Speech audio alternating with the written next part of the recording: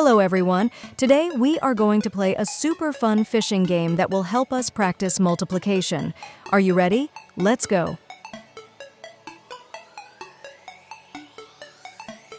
First, we need to prepare the numbers for our game. We will write down all the multiplication results of numbers from 1 to 6. Since we are rolling 2 dice, we need all possible products of these numbers.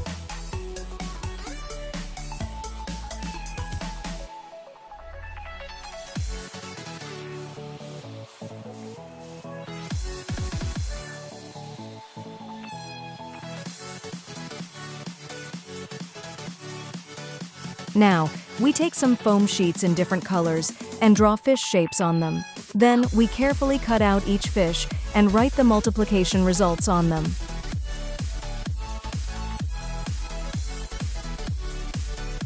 Each fish will have a number on it. These are the answers to our multiplication problems.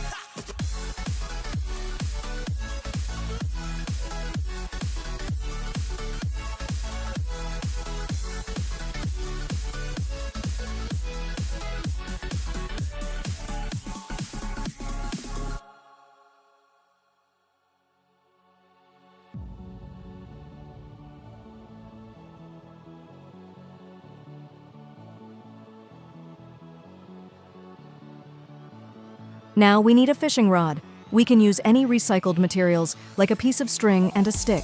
Here's the fishing rod I made.